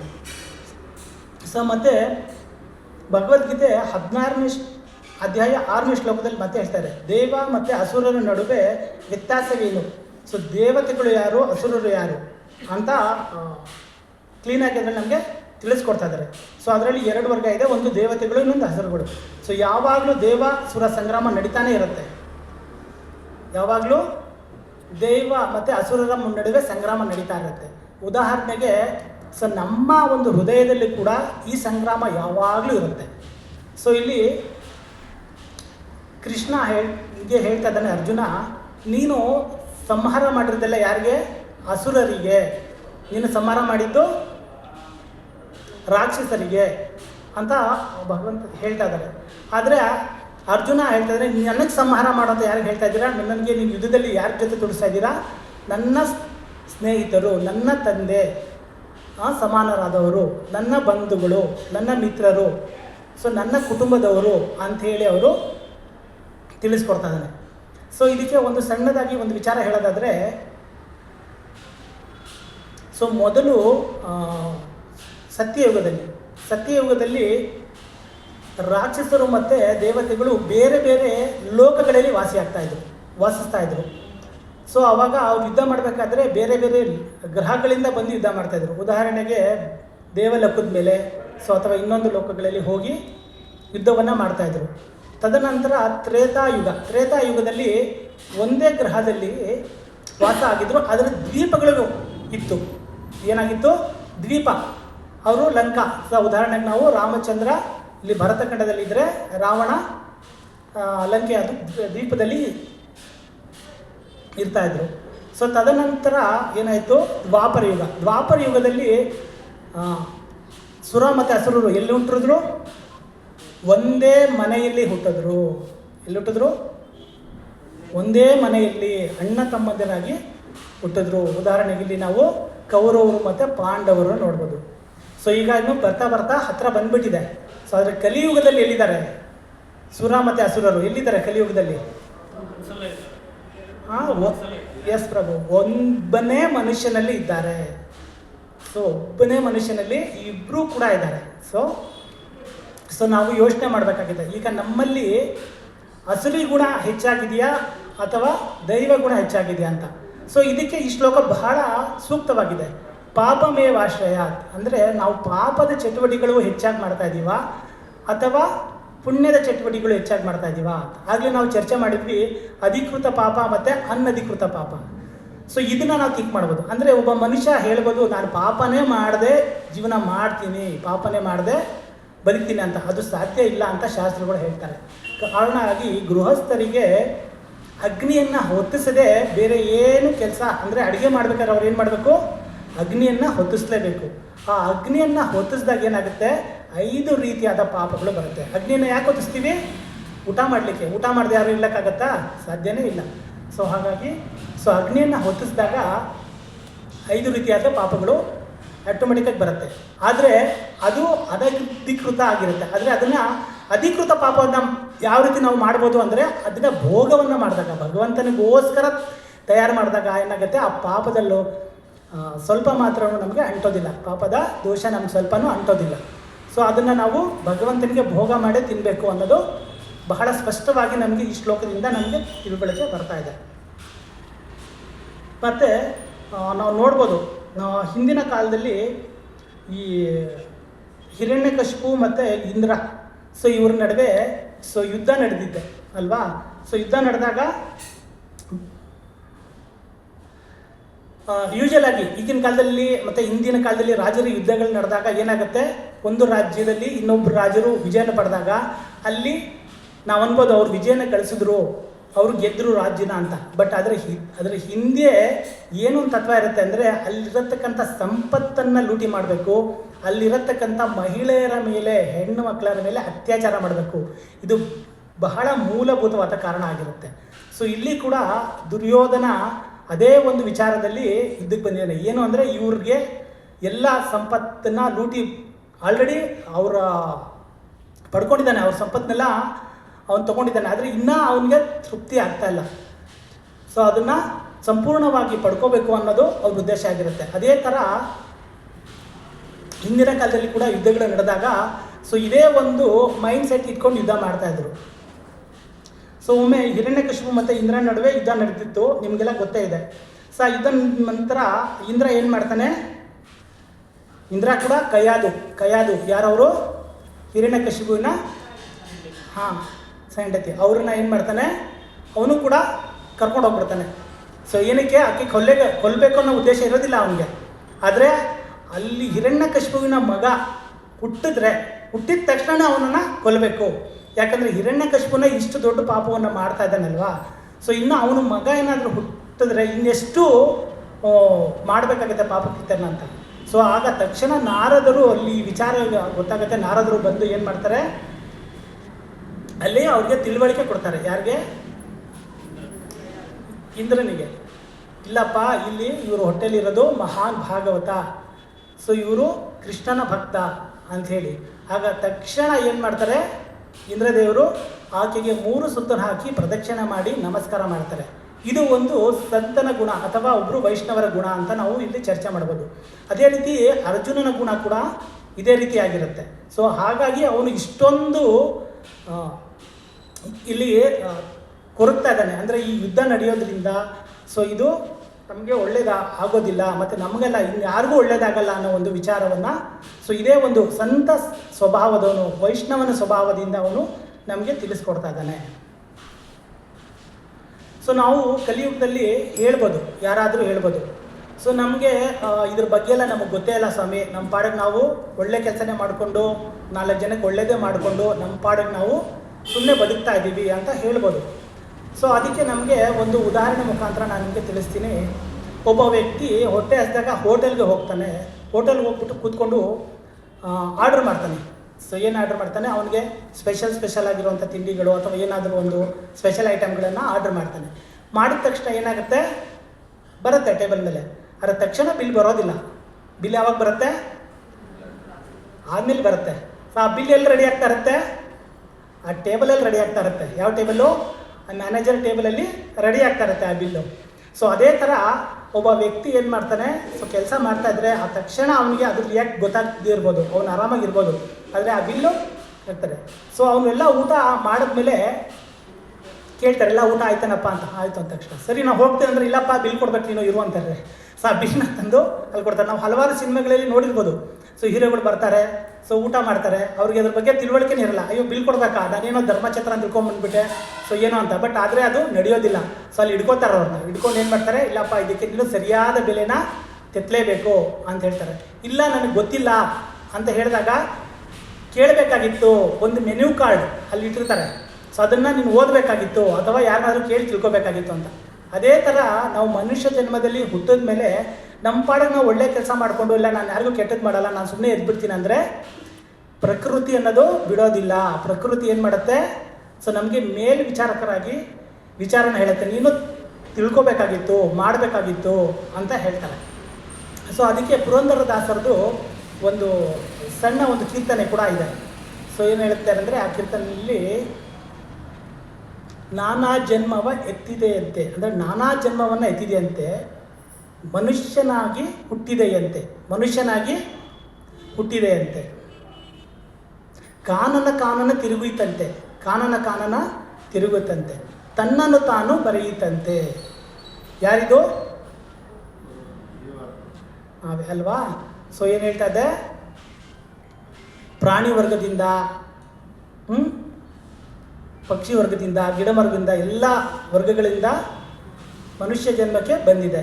ಸೊ ಮನುಷ್ಯ ಜನ್ಮಕ್ಕೆ ಬಂದ ಮೇಲೆ ಏನು ಮಾಡ್ತಾ ಇದೆ, ಅದು ಸುಮ್ಮನೆ ತಿರುಗ್ತಾ ಇದೆ. ಸೊ ನೋಡಬೇಕಾದ್ರೆ ಬೆಳಗ್ಗೆ ನೀವು ನೋಡಿ, ಅತಿ ಹೆಚ್ಚು ನಾವು ಮೆಜೆಸ್ಟಿಕ್ಕು ಅಥವಾ ಸೊ ಕ್ರೌಡ್ ಏರಿಯಾಗಳಲ್ಲಿ ನೋಡಿ, ಜನ ಈ ಕಡೆಯಿಂದ ಆ ಕಡೆ, ಆ ಕಡೆಯಿಂದ ಈ ಕಡೆ ತಿರುಗಾಡ್ತಾ ಇರ್ತಾರೆ, ಏನೊಂದು ಇರೋದಿಲ್ಲ, ಬರೀ ತಿರುಗ್ತಾ ಇರ್ತಾರೆ. ಸೊ ಏನೊಂದು ಜೀವನದ ಒಂದು ಉದ್ದೇಶ ಏನು ಅಂತ ಗೊತ್ತಿಲ್ಲ. ಕೊನೆಗೆ ತನ್ನನ್ನು ತಾನು ಅವ್ರು ಮರ್ತೋಗ್ಬಿಟ್ಟಿರ್ತಾರೆ. ಸೊ ನಾನು ಯಾರು, ನಾನು ಯಾಕೆ ಬಂದೆ ಅಂತ. ಸೊ ಈ ರೀಸನ್ಗಳೆಲ್ಲ ಖಂಡಿತವಾಗ್ಲೂ ನಡೆಯೋದಿಲ್ಲ. ಸೊ ಇದಕ್ಕೆ ನಮಗೆ ಪ್ರಕೃತಿ, ಅದಕ್ಕೆ 3ನೇ ಅಧ್ಯಾಯದಲ್ಲಿ 27ನೇ ಶ್ಲೋಕದಲ್ಲಿ ಹೇಳ್ತಾರೆ, ಪ್ರಕೃತಿ ಕ್ರಿಯಾಕರ್ಮಾಣಿ ಗುಣೈ ಕರ್ಮಾಣಿ ಸರ್ವಶಃ ಅಹಂಕಾರ ವಿಮೂಢಾತ್ಮ ಕರ್ತಾರಂ ಇತಿ ಮನ್ಯತೆ ಅಂತ ಹೇಳ್ತಿದ್ದಾರೆ. ಸೊ ಇದು ಒಂದು ಶ್ಲೋಕ ನಮಗೆ ಕೋಟ್ ಮಾಡಿ ನಾವು ತಿಳ್ಕೊಬೋದಾಗಿದೆ. ಸೊ ನಾವು ನಮಗೇನೋ ಗೊತ್ತಿಲ್ಲ, ನಾವೇನೋ ಮಾಡಿಲ್ಲ ಅಂತ ನಾವು ಇರೋಕ್ಕೆ ಸಾಧ್ಯನೇ ಇಲ್ಲ. ಸೊ ಒಬ್ಬ ವ್ಯಕ್ತಿ ಈ ಎಲ್ಲ ಪಾಪ ಕಾರ್ಯಗಳಿಂದ ತಪ್ಪಿಸ್ಕೋಬೇಕಾದ್ರೆ ಏನು ಮಾಡಬೇಕು ಅನ್ನೋದು ಒಂದು ವಿಚಾರ ಇದೆ. ಸೊ ಪಾಪ ಮಾಡದೆ ನಾವು ಹಲವಾರು ವಿಚಾರಗಳನ್ನ ತಿಳ್ಕೊಂಡಿದ್ದೀವಿ ಇವತ್ತು. ಒಬ್ಬ ವ್ಯಕ್ತಿ ಪಾಪ ಮಾಡದೆ ಇರೋಕ್ಕೆ ಸಾಧ್ಯನೇ ಇಲ್ಲ. ಅವನು ಪ್ರತಿಯೊಂದು ಕ್ರಿಯೆಯಲ್ಲೂ ಕೂಡ ಪಾಪ ಅಥವಾ ಪುಣ್ಯ ಸೊ ಇದ್ದೇ ಇರುತ್ತೆ. ಸೊ ಹಾಗಾಗಿ ಅವನು ಅದರಿಂದ ತಪ್ಪಿಸ್ಕೋಬೇಕಲ್ವಾ. ತಪ್ಪಿಸ್ಕೋಬೇಕಾದ್ರೆ ಏನು ಮಾಡಬೇಕು ಆ ವಿಚಾರವನ್ನು ತಿಳ್ಕೊಳ್ಳೋಣ. ಯಾವಾಗ ನಾವು ಕರ್ತವ್ಯಗಳನ್ನು, ಸೊ ನಾವು ಎಕ್ಸಾಂಪಲ್ ಆವಾಗಲೇ ಹೇಳಿದೆ ಅಲ್ವಾ, ಹೋಟೆಲ್ನಲ್ಲಿ ಕೂತ್ಕೊಂಡು ಅವನು ಆರ್ಡ್ರ್ ಮಾಡ್ತಾ ಇರ್ತಾನೆ. ಆರ್ಡ್ರ್ ಮಾಡ್ತಾ ಇರಬೇಕಾದ್ರೆ ಸೊ ಬಿಲ್ ಬರ್ತಾ ಇರುತ್ತೆ. ಸೊ ಅದು ಯಾವ ರೀತಿ ಅಂದರೆ, ಇವತ್ತು ಮಾಡ್ತಾ ಇರೋ ಕೆಲಸಗಳು ಇವತ್ತು ಮಾಡ್ತಾ ಇರೋದು ಇವತ್ತೇ ನಮಗೆ ಬರೋದಿಲ್ಲ. ಅದು ಕೂಪಮ್ ಅಂತ ಹೇಳ್ತಾರೆ. ಅಂದರೆ ಒಂದು ಕಡೆ ಸಂಗ್ರಹ ಆಗಿರುತ್ತೆ, ಯಾವುದು ಬೀಜಗಳು. ಸೊ ಉದಾಹರಣೆಗೆ ನಾವು ಕೆಲವು ಹಿಂದಿನ ಶ್ಲೋಕಗಳಲ್ಲಿ ನಾವು ತಿಳ್ಕೊಂಡ್ವಿ, ಧೃತರಾಷ್ಟ್ರನಿಗೆ ಯಾಕೆ ಈ ಥರ ಒಂದು ಸಂಕಷ್ಟ ಬಂತು, ಅವನ ಕಣ್ಣೆದುರುಗಡೆ ಯಾಕೆ 100 ಜನ ಮಕ್ಕಳು ಹತರಾದರು ಅಂಥೇಳಿ. ಸೊ ಅದಕ್ಕೆ ಅವನಿಗೂ 50 ವರ್ಷಗಳ ಹಿಂದೆ 50 ಜನ್ಮಗಳ ಹಿಂದೆ ಮಾಡಿದ್ದಕ್ಕಂತಹ ಕೃತ್ಯ ಏನಾಗಿತ್ತು ಅದು ಈಗ ಬಂತು. ಸೊ ಅದೇ ಥರ ನಾವು ಮಾಡಿದ್ದು ಪಾಪಕೃತ್ಯಗಳು ಏನಾಗುತ್ತೆ, ಅದು ಈಗ ಬರದೇ ಇರ್ಬೋದು, ಆದರೆ ಅದು ಬೀಜ ರೂಪದಲ್ಲಿ ಇರುತ್ತೆ. ಸೊ ಆ ಬೀಜ ರೂಪವನ್ನು ನಾಶಪಡಿಸದೆ ಬೇರೆ ದಾರಿನೇ ಇಲ್ಲ ಅಂದರೆ ಅದು ಏನಾಗುತ್ತೆ. ಸೊ ನಾವು ಪುಣ್ಯನ ಹೆಚ್ಚು ಮಾಡ್ತಾಯಿದ್ರೆ ಜಸ್ಟ್ ಈ ಕೊಠಡಿಯಿಂದ ತೆಗೆದು ಇನ್ನೊಂದು ಕಡೆ ನಾವು ಒಂದೊಂದೇ ಬೀಜನ ಸಾಗಿಸ್ದಂಗೆ ಅಷ್ಟೇ. ಬಟ್ ಆ ಬೀಜಕ್ಕೆ ಯಾವಾಗಾದರೂ ನೀರು, ಗೊಬ್ಬರ ಅಥವಾ ಏನಾದರೂ ಬಿತ್ತು ಅಂದರೆ ಮತ್ತೆ ಅದು ಮೊಳಕೆ ಹೊಡೆದು ಚಿಗುರು ಹೊಡೆದು ಗಿಡವಾಗಿ ಹೂವಾಗಿ ಹಣ್ಣು ಬಿಟ್ಟ ಮೇಲೆ ನಮಗೆ ಅದು ಫಲ ಸಿಗುತ್ತೆ. ಅದಕ್ಕೆ ಸ್ವಲ್ಪ ಟೈಮ್ ತೊಗೊಳುತ್ತೆ ಅಷ್ಟೇ. ಸೊ ಆ ಥರ ವಿಚಾರ ಅದು. ಸೊ ಹಾಗಾಗಿ ನಾವು ಅದನ್ನು ಹೋಗ್ಲಾಡಿಸ್ಬೇಕು ಅಂದರೆ ಏನು ಮಾಡಬೇಕು, ನಮಗೆ ಚೈತನ್ಯ ಮಹಾಪ್ರಭುಗಳು ಕೊಟ್ಟಿರೋಂಥದ್ದು ಯಾವುದು, ಶಿಲ ಪ್ರಭುಪಾದರು ಕೃಪೆಯಿಂದ ಏನು ಸಿಕ್ಕಿದೆ, ಹರಿನಾಮ ಸಂಕೀರ್ತನ. ಇದನ್ನು ಯಜ್ಞ ಅಂತ ಕರೆದಿದ್ದಾರೆ. ಸೊ ಯಜ್ಞ, ಯಾವಾಗ ನಾವು ಈ ಯಜ್ಞವನ್ನು ಮಾಡ್ತೀವಲ್ವಾ, ಸೊ ಯಜ್ಞವನ್ನು ಹರಿನಾಮ ಸಂಕೀರ್ತನ ಯಜ್ಞವನ್ನು ಮಾಡಿದಾಗ ಸೊ ಆ ಅಗ್ನಿಯ ಒಂದು ಸ್ಪರ್ಶದಿಂದ ಆ ಬೀಜಗಳೆಲ್ಲ ಸುಟ್ಟೋಗುತ್ತೆ, ಯಾವತ್ತೂ ಕೂಡ ಬರೋದಿಲ್ಲ ಅದು. ಸೊ ಇದು ನಮಗೆ ಬಹಳ ಇಂಪಾರ್ಟೆಂಟ್ ಆಗಿದೆ. ಸೊ ಇವತ್ತಿನ ನಾವು ಒಂದು ಶ್ಲೋಕದಲ್ಲಿ ಏನೇನು ವರ್ಡ್ಸ್ ಬಗ್ಗೆ ಏನೇನು ವಿಚಾರ ಇದೆ ಅನ್ನೋದನ್ನು ನಾವು ತಿಳ್ಕೊಳ್ಳೋಣ. ಸೊ ಇಲ್ಲಿ ಆತ ತಾಯಿನಃ ಅಂತ ಹೇಳ್ತಾ ಇದ್ದಾರೆ. ಸೊ ಆತ ತಾಯಿನಃ ಅಂತ ಹೇಳ್ತಾರೆ. ಯಾರನ್ನ ಆತ ತಾಯಿನ ಅಂತ ಕರೀತಾ ಇದ್ದಾರೆ, ವೇದಗಳ ಪ್ರಕಾರ ದುರಾಕ್ರಮಣ ಮಾಡುವವರು 6 ಬಗೆಯ ಜನ. ಯಾರ್ಯಾರು? 6 ಬಗೆಯ ಜನ ಅಂತ ಹೇಳ್ತಿದ್ದಾರೆ. ಮೊದಲನೇದು ವಿಷ ಹಾಕಿದವರು, ಮತ್ತು ಮನೆಗೆ ಬೆಂಕಿ ಹಚ್ಚಿದವನು, ಮಾರಕ ಆಯುಧಗಳಿಂದ ಹಲ್ಲೆ ಮಾಡಿದವರು, ಸಂಪತ್ತನ್ನು ಲೂಟಿ ಮಾಡಿದವನು, ಮತ್ತೊಬ್ಬರ ನೆಲವನ್ನು ವಶಪಡಿಸಿಕೊಂಡವನು ಮತ್ತು ಮತ್ತೊಬ್ಬನ ಹೆಂಡತಿಯನ್ನು ಅಪಹರಿಸಿದವನು. ಸೊ ಇಂತಹ ಆಕ್ರಮಣಕಾರರನ್ನು ಕೂಡಲೇ ಕೊಲ್ಲಬೇಕು, ಹಾಗೆ ಕೊಲ್ಲುವುದರಿಂದ ಪಾಪವೇನೂ ಬರುವುದಿಲ್ಲ. ಇಂತಹ ಆಕ್ರಮಣಕಾರರನ್ನು ಕೊಲ್ಲುವುದು ಸಾಮಾನ್ಯ ಮನುಷ್ಯನಿಗೆ ಯೋಗ್ಯಕರ, ಆದರೆ ಅರ್ಜುನನು ಸಾಮಾನ್ಯ ಮನುಷ್ಯನಾಗಿರಲಿಲ್ಲ. ಸೊ ನಾವು ಡಿಸ್ಕಷನ್ ಮಾಡೋದಲ್ವಾ. ಸೊ ಅರ್ಜುನ ಏನಾಗಿದ್ದ, ಮಹಾನ್ ವೈಷ್ಣವನಾಗಿದ್ದರಿಂದ ಸೊ ಅವನಿಗೆ ಇದು ಸಾಧ್ಯ ಇರ್ಬೋದು, ಆದರೆ ಸಾಮಾನ್ಯ ಮನುಷ್ಯ ಕೂಡ ಮಾಡುವಂಥದ್ದು. ಯಾಕಂದರೆ ಸಾಮಾನ್ಯ ಮನುಷ್ಯ ಯಾವಾಗಲೂ ಅರ್ಥಶಾಸ್ತ್ರ ಮತ್ತು ರಾಜಕೀಯ ಶಾಸ್ತ್ರದ ಪ್ರಕಾರ ಅವನು ಯೋಚನೆ ಮಾಡ್ತಾ ಇರ್ತಾನೆ. ಸೊ ಆದರೆ ಇಲ್ಲಿ ನೋಡೋಣ, ಯಾರಾದರೂ ಈ 6ರಲ್ಲಿ ಒಂದು ಕಾರ್ಯ ಮಾಡಿದರೂ ಕೂಡ ಆತನನ್ನು ಕೊಲ್ಲಬೇಕು ಅನ್ನೋದು ವಿಚಾರ ಇದೆ. ಆದರೆ ದುರ್ಯೋಧನ ಮತ್ತು ಅವನ ಸಂಗಡಿಗರು ಒಂದು ಮಾಡಿದರೆ 6 ಮಾಡಿದಾರ? 6 ಮಾಡಿದ್ದಾರೆ ಅಲ್ವಾ. ಸೊ ಮೊದಲನೇದಾಗಿ ವಿಷಯವನ್ನು ಹಾಕಿದ್ರು. ಯಾರಿಗೆ ಹಾಕಿದ್ರು? ಭೀಮಸೇನನಿಗೆ ವಿಷಯವನ್ನು ಹಾಕಿದ್ರು. ಯಾವಾಗ? ಅದು ಅವರು ದೊಡ್ಡವರಾದ್ಮೇಲೆಲ್ಲ, ಬಾಲ್ಯದಲ್ಲೇ ಹಾಕಿದ್ದಾರೆ. ಅವರು ಬಾಲ್ಯಾವಸ್ಥೆಯಲ್ಲಿ ಇದ್ದಾಗಲೇ. ಸೊ ಗಂಗಾ ನದಿಗೆ ಹೋಗಿ ಜಲಕ್ರೀಡೆಯನ್ನು ಮಾಡೋಣ ಅಂಥೇಳಿ ದುರ್ಯೋಧನ ಪಾಂಡವರನ್ನು ಕರ್ಕೊಂಡು ಹೋಗ್ತಾನೆ. ಅಲ್ಲಿ ಜಲಕ್ರೀಡೆ ಆಡೋ ನೆಪದಲ್ಲಿ ವ್ಯಂಜನಗಳನ್ನು, ಪದಾರ್ಥಗಳನ್ನು, ಆಹಾರಗಳನ್ನು ತಯಾರು ಮಾಡ್ತಾನೆ. ಸೊ ಅದರಲ್ಲಿ ವಿಶೇಷವಾಗಿ ಭೀಮನಿಗೆ ವಿಷಯವನ್ನು ಆ ಊಟದಲ್ಲಿ ಹಾಕಿ ಭೀಷ್ಮನಿಗೆ ವಿಷಯವನ್ನು ಕೊಡ್ತಾನೆ. ಭೀಮ ಏನು ಮಾಡ್ತಾನೆ, ಅದನ್ನು ತಿಂತಾನೆ. ಆದರೆ ಅವನು ಸಾಯೋದಿಲ್ಲ, ಆದರೆ ಅಸ್ವಸ್ಥನಾಗಿ ಅವನು ಶಿಬಿರಕ್ಕೆ ಹೋಗಿ ಮಲ್ಕೊಳ್ತಾನೆ. ಸೊ ದುರ್ಯೋಧನ ಏನು ತಿಳ್ಕೊತಾನೆ, ಇವನು ತೀರೋಗಿದ್ದಾನೆ ಅಂತ ತಿಳ್ಕೊಂಡು ಅವನ ಕೈಕಾಲನ್ನು ಕಟ್ಟಿ ಏನು ಮಾಡ್ತಾನೆ, ಮೇಲ್ಗಡೆಯಿಂದ ಗಂಗಾ ನದಿಗೆ ಹಾಕ್ಬಿಡ್ತಾನೆ. ಸೊ ಗಂಗಾ ನದಿಗೆ ಹಾಕ್ಬಿಡ್ತಾನೆ. ಸೊ ಆದರೆ ಅದು ಭಗವಂತನ ಕೃಪೆಯಿಂದ ಏನಾಗಿತ್ತು, ಭೀಮನಿಗೆ ಇನ್ನು 10,000 ಆನೆಗಳ ಬಲ ಕೂಡ ಬಂತು. ಸೊ ಎರಡನೇದು ಮನೆಗೆ ಬೆಂಕಿ ಹಚ್ಚುವನು. ಸೊ ಎರಡನೇದಾಗಿ ಏನು ಮಾಡ್ತಾರೆ, ವಾರಣ ವಧ ಅಂತ ಹೇಳ್ತಾರೆ, ಅಥವಾ ಅರಗಿನ ಅರಮನೆ ಅಂತ ಹೇಳ್ತಾರೆ. ಸೊ ಇಲ್ಲಿ ಯುವರಾಜ ಆದ ನಂತರ ಯಾರು, ಧರ್ಮರಾಯ ಇಡೀ ಸಾಮ್ರಾಜ್ಯಕ್ಕೆ ಯುವರಾಜ ಆಗ್ತಾನೆ. ಸೊ ಇದನ್ನು ಸಹಿಸಕ್ಕಾಗದೆ ಇವ್ರನ್ನ ಹೇಗಾದರೂ ಮಾಡಿ ಕೊಂದಾಕಬೇಕು ಅನ್ನೋ ಒಂದು ದುರಾಚಾರವನ್ನು ಮಾಡಿ ಅವರಿಗೆ ಸನ್ಮಾನ ಮಾಡೋ ಒಂದು ರೀತಿಯಲ್ಲಿ ಅರಗಿನ ಮನೆಯನ್ನು ಪುರಂಜನ ಅನ್ನತಕ್ಕಂಥ ಸೇನಾಧಿಪತಿಗೆ ಹೇಳಿ ಅಲ್ಲಿ ಮೇಣ ಮತ್ತು ಮರದ ದಿಂಬುಗಳು, ಮರದಿಂದ ಮಾತ್ರ ಅದು ಅರಮನೆ ತಯಾರು ಮಾಡಿರ್ತಾರೆ. ಸೊ ಸ್ವಲ್ಪ ಬೆಂಕಿ ಬಿದ್ದರೂ ಕೂಡ ಅದು ಆದಷ್ಟು ಬೇಗ ಸುಟ್ಟು ಭಸ್ಮ ಆಗಬೇಕು, ಯಾವುದೇ ಕಾರಣದಿಂದ ಅವರು ಬದುಕುಳಿಬಾರ್ದು ಅನ್ನೋ ಒಂದು ವಿಚಾರವನ್ನು ಕೂಡ ಮಾಡ್ತಾನೆ. ಮೂರನೇದು ಮಾರಕ ಆಯುಧಗಳಿಂದ ಹಲ್ಲೆ ಮಾಡೋದು. ಸೊ ಈ ವಿಚಾರ ನಮಗೆ ಎಲ್ಲಿ ಬರುತ್ತೆ ಅಂದರೆ, ಇವರು ವನವಾಸದಲ್ಲಿ ಇರಬೇಕಾದ್ರೆ ದುರ್ಯೋಧನ ಯಾವ ರೀತಿ ಯೋಚನೆ ಮಾಡ್ತಾ ಇದ್ದಾನೆ ಅಂದರೆ, ಕಾಡಲ್ಲಿ ಏನು ಸಿಗುತ್ತೆ ತಿನ್ನೋಕ್ಕೆ, ಇವ್ರಿಗೆ ಕಾಡಲ್ಲಿ ಏನು ಸಿಗುತ್ತೆ, ಗಡ್ಡೆ ಗೆಣಸು ಅಥವಾ ಏನೋ ಅಂತ ತಿಳ್ಕೊಂಡಿರ್ತಾರೆ. ಇವರೆಲ್ಲ ಬಹಳ ದುರ್ಬಲರಾಗ್ಬಿಟ್ಟಿರ್ತಾರೆ. ಸೊ ಇವರಲ್ಲಿ ಶಕ್ತಿ ಇರೋದಿಲ್ಲ. ಸೊ ಹಾಗಾಗಿ ನಾವೇನು ಮಾಡೋಣ, ಇದು ಸರಿಯಾದ ಒಂದು ಸಮಯ. ಸೊ ನಾವು ಹೋಗಿ ಅವ್ರ ಮೇಲೆ ಇಡೀ ಸೈನ್ಯವನ್ನು ತೊಗೊಂಡೋಗಿ ಅವ್ರು ದುರ್ಬಲ ಆಗಿದ್ದಾಗ ಇವ್ರ ಮೇಲೆ ಹಲ್ಲೆ ಮಾಡಿಬಿಡೋಣ ಸೊ ಅನ್ನೋ ಒಂದು ವಿಚಾರ ಇಟ್ಕೊಂಡು ಹೋಗ್ತಾನೆ. ಆದರೆ ಅಲ್ಲಿ ನಡೆಯೋದೇ ಬೇರೆ ಒಂದು ವಿಚಾರ. ಅವನು ಏನು ಮಾಡ್ತಾರೆ, ಚಿತ್ರಸೇನ ಅನ್ನತಕ್ಕಂಥ ಗಂಧರ್ವ ಅವನೇನು ಮಾಡ್ತಾನೆ, ದುರ್ಯೋಧನನ ಬಂದಿ ಮಾಡಿ ಆಕಾಶ ಮಾರ್ಗವಾಗಿ ಕರ್ಕೊಂಡು ಹೋಗ್ತಾ ಇರ್ತಾನೆ. ಅಲ್ಲಿ ಶಕುನಿ ಮತ್ತು ಕರ್ಣ ಅಂತವರು ಕೂಡ ದುರ್ಯೋಧನನ ಕಾಪಾಡೋಕ್ಕಾಗೋದಿಲ್ಲ. ಸೊ ಆಗ ಅಲ್ಲಿ ಕಾಪಾಡಿದ್ಯಾರು, ಅರ್ಜುನನೇ. ಸೊ ಅದೇ ಅಂದರೆ ಅವನು ಯೋಚನೆ ಮಾಡಿದ್ದು ತಪ್ಪು ರೀತಿ, ಆದರೆ ಅರ್ಜುನನಿಂದನೇ ಅವರು ಮತ್ತೆ ಕಾಪಾಡೋ ಥರ ಆಯಿತು. ಸೊ ಮತ್ತೆ ನಾಲ್ಕನೇದು ಸಂಪತ್ತನ್ನು ಲೂಟಿ ಮಾಡಿದವನು. ಸೊ ಈ ಸಂಪತ್ತು ರಾಜಸೂಯ ಯಾಗವನ್ನು ಮಾಡಿದಾಗ ದುರ್ಯೋಧನ ಏನು ಮಾಡ್ತಾನೆ, ಅದನ್ನೆಲ್ಲ ನೋಡ್ತಾನೆ. ನೋಡಿ ಆತನಿಗೆ ಬಹಳ ದುರಾಸೆ ಬರುತ್ತೆ. ನಾವು 37 ಮತ್ತು 38ನೇ ಶ್ಲೋಕದಲ್ಲೂ ಕೂಡ ನೋಡ್ಬೋದು. ಸೊ ಯಾಕೆ ಈ ಥರ ಬರುತ್ತೆ ಅಂತ ಹೇಳ್ಬಿಟ್ಟು, ಸೊ ಲೋಭಪಹತ ಚೇತಸಃ, ಸೊ ಲೋಭ ಹುಟ್ಟುತ್ತೆ ಅವನಿಗೆ. ಸೊ ಹಾಗಾಗಿ ಅವನೇನು ಮಾಡ್ತಾನೆ, ಆ ಸಂಪತ್ತನ್ನು ಲೂಟಿ ಮಾಡಬೇಕು ಅಂಥೇಳಿ ಪಗಡೆ ಆಟ ಶಕುನಿ ಅಲ್ವಾ. ಸೊ ಪಗಡೆ ಆಟದಲ್ಲಿ ಶಕುನಿನ ಒಂದು ಮಾರ್ಗದರ್ಶನದಲ್ಲಿ ಏನು ಮಾಡ್ತಾನೆ, ಅವ್ರನ್ನ ಕರೆಸ್ತಾನೆ. ಸೊ ಧರ್ಮರಾಯ ಪಗಡೆ ಆಟದಲ್ಲಿ ಅಷ್ಟೇನು ಎಕ್ಸ್ಪರ್ಟ್ ಇರೋದಿಲ್ಲ. ಅಂದರೆ ಯಾವ ರೀತಿ ಎಕ್ಸ್ಪರ್ಟ್ ಇರೋದು ಅಂದರೆ ಕಪಟದಲ್ಲಿ ಎಕ್ಸ್ಪರ್ಟ್ ಇರೋದಿಲ್ಲ.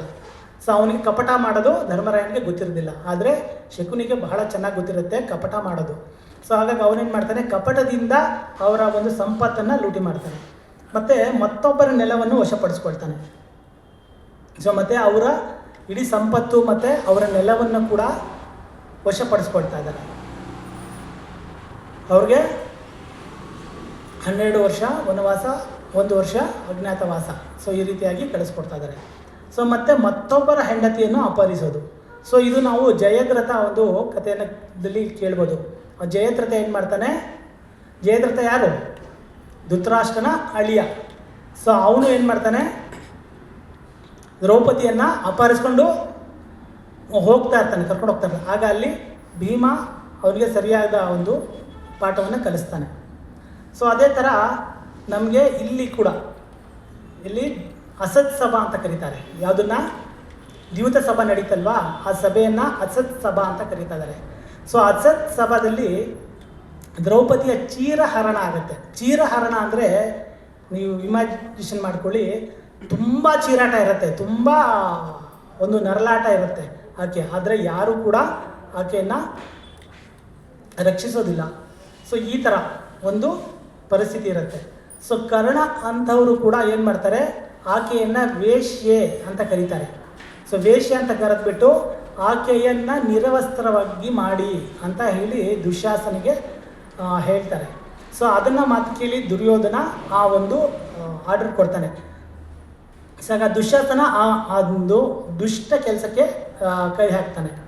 ಸೊ ಇಲ್ಲಿ ದುರ್ಯೋಧನನ ಹೆಸರು ಕೂಡ ಮೊದಲು ಸುಯೋಧನ ಆಗಿರುತ್ತೆ. ಸೊ ಇಲ್ಲಿ ನಂತರ ಅವನ ಹೆಸರೇನಾಗುತ್ತೆ, ದುರ್ಯೋಧನ ಆಗುತ್ತೆ. ಯಾಕೆ ದುರ್ಯೋಧನ ಆಯಿತು? ದುರ್ಬುದ್ಧಿಯೇ ವಶವಾಗಿದ್ದರಿಂದ ಅವನ ಹೆಸರು ದುರ್ಯೋಧನ ಆಗುತ್ತೆ. ಸೊ ಆದರೆ ಇಲ್ಲಿ ಪಾಪ ಮಾಡಿದ್ದು ಯಾರು? ದುಶ್ಯಾಸನ. ಆದರೆ ಕಂಪ್ಲೀಟ್ ಆಗಿ ಅನುಭವಿಸಿದ ಯಾರು? ಇಡೀ ಕೌರವ ಸಮಾಜ ಅನುಭವಿಸ್ತು. ಸೊ ನಾವು ಅನ್ಕೋಬೋದು ಇಲ್ಲಿ ಒಂದು ಕಾರ್ಯ ನಡೀತಾ ಇದೆ, ಇಲ್ಲಿ ಸುಮ್ಮನೆ ಕೂತಿದ್ದಾರೆ. ಯಾರು? ಭೀಷ್ಮ, ದ್ರೋಣ ಎಲ್ಲ ಸುಮ್ಮನೆ ಕೂತಿದ್ದಾರಲ್ವಾ. ಸೊ ಇವರು ಯಾಕೆ ಏನು ಹೇಳ್ತಾ ಇಲ್ಲ, ಯಾಕೆ ಏನು ಮಾಡ್ತಾ ಇಲ್ಲ, ಇದೊಂದು ವಿಚಾರವನ್ನು ಯಾಕೆ ತಿಳಿಸ್ತಾ ಇಲ್ಲ, ಇದು ತಪ್ಪು ಅಂತ ಯಾಕೆ ತಿಳಿಸ್ತಾ ಇಲ್ಲ? ಸೊ ಹಾಗಾಗಿ ನಾವು ಯೋಚನೆ ಮಾಡ್ಬೋದು. ಸೊ ಅದೇ ಥರ ಇಲ್ಲಿ ಪಾಂಡವರು ಕೂಡ ಸುಮ್ಮನೆ ಕೂತಿದ್ದಾರೆ. ಯಾರು? ಪಾಂಡವರು ಸುಮ್ಮನೆ ಕೂತಿದ್ದಾರೆ. ಯಾಕೆ ಸುಮ್ಮನೆ ಕೂತಿದ್ದಾರೆ? ಅವ್ರಿಗೆ ಮೊದಲು ಆದ್ಯತೆ ಅಲ್ವಾ, ಅವರನ್ನು ಕಾಪಾಡ್ಕೋಬೇಕಾಗಿತ್ತು. ಧರ್ಮರಾಯನಿಗೆ ಮೊದಲ ಆದ್ಯತೆ ಅಲ್ವಾ, ಯಾಕೆ ಕಾಪಾಡ್ಕೋತಾ ಇಲ್ಲ?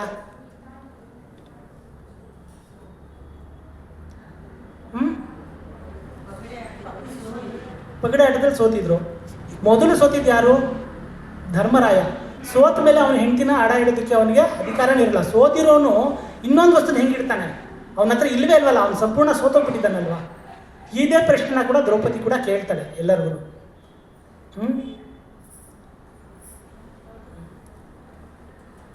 ಭೀಷ್ಮ ದ್ರೋಣವ್ರು ಕೇಳ್ಬೋದಲ್ಲ, ನನ್ನಪ್ಪ ನಂದೊಬ್ಬಂತ ತಪ್ಪಿಲ್ವಲ್ಲ, ಅವರು ಸುಮ್ಮನೆ ಕೂತಿದ್ರಲ್ಲ, ಯಾಕೆ ಅವ್ರಿಗೆ ದಂಡನೆ ಆಗ್ತಾ ಇಲ್ಲ ಅಂತ. ಸೊ ಭಗವಂತ ಕೂಡ ಖಂಡಿತವಾಗಿ ಕೂಡ ಅವ್ರನ್ನ ದಂಡಿಸ್ತಾನೆ. ಆದರೆ ಅವ್ರನ್ನ ಒಂದೇ ಕಾರಣಕ್ಕೆ ಭಗವಂತಲ್ಲಿ ಯಾವುದೇ ರೀತಿ ತಾರತಮ್ಯ ಮಾಡೋದಿಲ್ಲ. ಸೊ ಒಂದೇ ಕಾರಣಕ್ಕೆ ಅವ್ರನ್ನ ಬಿಡ್ತಾರೆ. ಯಾಕೆ ಅಂದರೆ ಭಗವಂತ ಆ ಸಂದರ್ಭದಲ್ಲಿ ದ್ರೌಪದಿಯ ರಕ್ಷಣೆಯ ಭಾರವನ್ನು ಹೊತ್ತಿರ್ತಾನೆ. ಸೊ ಇವರ ಗಂಡನ ಉಳಿಸಿದ್ರೆ ಮುಂದೆ ದ್ರೌಪದಿಯ ರಕ್ಷಣೆ ಇನ್ನೂ ಹೆಚ್ಚಾಗಿ ಚೆನ್ನಾಗಿ ಆಗುತ್ತೆ. ಆದ ಒಂದೇ ಕಾರಣದಿಂದ ಬಿಟ್ಟಿರ್ತಾರೆ. ಸೊ ಉದಾಹರಣೆಗೆ ನಮ್ಗೆ ಇನ್ನಷ್ಟು ಇದು ವಿಚಾರವನ್ನು ತಿಳ್ಕೊಳ್ಳೋದಂದರೆ, ಯುದ್ಧದ ಕೊನೆಯ ದಿನ ಲಾಸ್ಟ್ ಡೇ ದುರ್ಯೋಧನ ಹತನಾಗಿ ಬಿದ್ದಿರದ ಸಂದರ್ಭದಲ್ಲಿ ಅಶ್ವತ್ಥಾಮ ಏನು ಮಾಡ್ತಾನೆ, ಒಬ್ಬನೇ ಒಂದು ಅಕ್ಷೇಣಿ ಸೈನ್ಯ ಉಳಿದಿರುತ್ತೆ. ಕೃತವರ್ಮನ ಜೊತೆ ಸೇರಿಕೊಂಡು ಪಾಂಡವರ ಜೊತೆ ಒಂದು ಅಕ್ಷೇಣಿ ಸೈನ್ಯ ಉಳಿದಿರುತ್ತೆ. ಆ ಒಂದು ಅಕ್ಷೇಣಿ ಸೈನ್ಯವನ್ನು ಕೂಡ ಅವನು ಸಂಹಾರ ಮಾಡ್ತಾನೆ. ಆದರೆ ಅವನ ಉದ್ದೇಶ ಏನಾಗಿರುತ್ತೆ, ಪಂಚ ಪಾಂಡವರನ್ನ ಕೊಲ್ಲಬೇಕು ಅಂತ. ಆದರೆ ಭಗವಂತನ ಕೃಪೆಯಿಂದ ಅಲ್ಲಿ ಉಪ ಪಾಂಡವರು ಇರ್ತಾರೆ. ಸೊ ಉಪ ಪಾಂಡವರ ಒಂದು ಸಂಹಾರ ನಡೆಯುತ್ತೆ. ಸೊ ತದನಂತರ ಮಾರನೇ ದಿವಸ ಗೊತ್ತಾಗುತ್ತೆ. ಆದರೆ ಅವನನ್ನು ಕೊಲ್ಲೋದಿಲ್ಲ ಇಲ್ಲಿ ಮಾರನೇ ದಿನ. ಯಾಕೆ ಅವ್ರನ್ನ ಹಾಗೆ ಬಿಡ್ತಾರೆ? ಯಾಕೆ ಬಿಡ್ತಾರೆ ಅಂದರೆ ನಮಗೆ ಹಲವಾರು ರೀಸನ್ ಬರ್ಬೋದು. ಅವನು ಗುರುವಿನ ಮಗ ಅಥವಾ ಬ್ರಾಹ್ಮಣ ಅಥವಾ ಇನ್ನೊಂದು ಅಂತ. ಆ್ಯಕ್ಚುಲಿ ಅವನು ಬ್ರಾಹ್ಮಣನೂ ಕೂಡ ಆಗಿರಲಿಲ್ಲ. ಅವನು ಬ್ರಹ್ಮ ಬಂಧು ಆಗಿದ್ದ. ಅವನು ಬ್ರಾಹ್ಮಣತೆಯನ್ನು ಫಾಲೋ ಮಾಡ್ತಾ ಇರಲಿಲ್ಲ. ಸೊ ಹಾಗಾಗಿ ಅವನೊಬ್ಬ ಬ್ರಹ್ಮ ಬಂಧು ಆಗಿರ್ತಾನೆ. ಸೊ ಇಲ್ಲಿ ಯಾಕೆ ಅವನಿಗೆ ಬಿಟ್ಟರು ಅಂದರೆ ದ್ರೋಣಾಚಾರ್ಯರ ಪತ್ನಿ. ಸೊ ಅಂದರೆ ಒಂದು ಹೆಣ್ಣು ಯಾರ್ದಾದ್ರೂ ಒಬ್ಬರು ಆಶ್ರಯದಲ್ಲಿ ಇರಬೇಕಾಗತ್ತೆ. ಸೊ ಯಾರ್ದಾದ್ರೂ ಒಬ್ಬರು ಆಶ್ರಯದಲ್ಲಿ ಇರಬೇಕಾಗತ್ತೆ. ಸೊ ಹುಟ್ಟಿದಾಗ ಯಾರ ಆಶ್ರಯದಲ್ಲಿ ಇರ್ತಾರೆ? ತಂದೆ ತಾಯಿಗಳ ಆಶ್ರಯದಲ್ಲಿರ್ತಾರೆ. ಸೊ ಮದುವೆ ಆದಮೇಲೆ ಗಂಡನ ಆಶ್ರಯದಲ್ಲಿ ಇರ್ತಾರೆ. ಗಂಡ ಹೋದ್ಮೇಲೆ ಮಕ್ಕಳ ಆಶ್ರಯದಲ್ಲಿ. ಸೊ ಈಗ ಅದಲ್ಲಿ ದ್ರೋಣಾಚಾರ್ಯರ ಒಂದು ಇರಲಿಲ್ಲಲ್ಲ. ಸೊ ಹಾಗಾಗಿ ಅವರ ತಾಯಿ ಇವರ ಆಶ್ರಯದಲ್ಲಿ ಇರಲಿ ಅನ್ನೋ ಒಂದೇ ಕಾರಣಕ್ಕೆ ದ್ರೌಪದಿ ಆಕೆಯನ್ನು ಬಿಟ್ಬಿಡಿ ಅಂತ ಅವಳು ಅಶ್ವತ್ಥಾಮನಿಗೆ ಬಿಡ್ತಾರೆ. ಸೊ ಅದೇ ಥರನೇ ಸೊ ಭಗವಂತ ಕೂಡ ದ್ರೌಪದಿಯ ಒಂದು ರಕ್ಷಣೆಗೋಸ್ಕರನೇ ಈ ಪಂಚಪಾಂಡವರಲ್ಲಿ ಸೊ ಅವ್ರನ್ನ ಬಿಡ್ತಾರೆ ಅನ್ನೋದು ನಮಗೆ ಈ ಮಹಾಭಾರತದ ಕಥೆಯಿಂದ ನಾವು ತಿಳುವಳಿಕೆ ಪಡ್ಕೋತಾ ಇದ್ದೀವಿ. ಸೊ ಅದೇ ಥರ ಮುಂದೆ ನಮಗೆ ಇನ್ನಷ್ಟು ಸ್ವಭಾವ ಬರ್ತಾ ಇದೆ. ಸೊ ಇದೊಂದು ಡಿಸ್ಕಷನ್ ನಡೀತಾ ಇದೆಯಲ್ವಾ. ಸೊ ಇದಕ್ಕೆ ಮೂಲ ಕಾರಣ ಯಾವುದು ಅಂದರೆ ನಾವು ಎರಡೇ ರೀತಿಯಾಗಿ ನಾವು ತಿಳ್ಕೊಳ್ತಾ ಇದ್ದೀವಿ. ಯಾವುದು ಅಂದರೆ ಒಂದು ಅರ್ಥಶಾಸ್ತ್ರದ ಮುಖಾಂತರ ವಾದ ನಡೀತಾ ಇದೆ ಇಲ್ಲಿ ಅರ್ಜುನ. ಆದರೆ ಅರ್ಜುನ ಹೇಳ್ತಾ ಇದ್ದಾನೆ ಧರ್ಮಶಾಸ್ತ್ರದ ಪರವಾಗಿ ಅವ್ನು ಮಾತಾಡ್ತಾ ಇದ್ದಾನೆ. ಧರ್ಮಶಾಸ್ತ್ರದ ಮುಖಾಂತರ ಇವ್ರನ್ನ ಕೊಲ್ಲೋದು ಸರಿಯಲ್ಲ ಅಂತ ನಮಗೆ ತಿಳುವಳಿಕೆ ಬರ್ತಾ ಇದೆ. ಸೊ ಆದರೆ ಇಂತಹ ಸಂತನ ರೀತಿ ಕ್ಷತ್ರಿಯನಿಗಲ್ಲ. ಒಂದು ರಾಜ್ಯದ ಆಡಳಿತದ ಹೊಣೆಗಾರಿಕೆಯುಳ್ಳ ಮನುಷ್ಯನು ಸಂತ ಸದೃಶನಾಗಬೇಕೆಂದು ಬಯಸುತ್ತಾರೆ ನಿಜ, ಆದರೆ ಅವನು ಹೇಡಿಯಾಗಿರಬಾರದು ಅಂತ ಹೇಳ್ತಾ ಇದ್ದಾರೆ. ಸೊ ಉದಾಹರಣೆಗೆ ಶ್ರೀ ರಾಮಚಂದ್ರ ಅಂತ ಒಂದು ವಿಚಾರ ನಮಗೆ ತಿಳಿಸ್ಕೊಡ್ತಾ ಇದ್ದಾರೆ. ಸೊ ರಾಮಚಂದ್ರ ಆ ಸ್ವಭಾವ ಎಂಥ ಸ್ವಭಾವ ಅಂದರೆ ಜನರು ಈಗಲೂ ಕೂಡ ರಾಮರಾಜ್ಯದಲ್ಲಿ ಇರಬೇಕು ಅಂತ ಆಸೆ ಪಡ್ತಿದ್ದಾರೆ ಅಲ್ವಾ, ರಾಮರಾಜ್ಯ ಬೇಕು ಅಂತ ಆಸೆ ಪಡ್ತಿದ್ದಾರೆ. ಸೊ ಆದರೆ ರಾಮ ಎಂದಿಗೂ ಹೇಡಿಯಂತೆ ನಡ್ಕೊಂಡಿರಲಿಲ್ಲ. ಸೊ ಅವನ ಪತ್ನಿ ಸೀತೆಯನ್ನು ಆಕ್ರಮಿಸಿದಾಗ ರಾವಣನ ವಿರುದ್ಧ ಅವನೇನು ಮಾಡ್ತಾನೆ, ಆಕ್ರಮಣ ಮಾಡಿ ತಕ್ಕ ಪಾಠವನ್ನು ಕಲಿಸ್ತಾನೆ. ಸೊ ರಾಮಚಂದ್ರ ಅವನಿಗೆ ತಕ್ಕ ಪಾಠವನ್ನು ಕಲಿಸ್ತಾನೆ. ಆದರೆ ಅರ್ಜುನನ ವಿರುದ್ಧ ಆಕ್ರಮಣ ಮಾಡಿರೋರು ವಿಷಯದ ವರ್ಗದವರು ಅಂತ ನಾವು ತಿಳುವಳಿಕೆ ಪಡ್ಕೊಂಡಿದ್ದೀವಿ.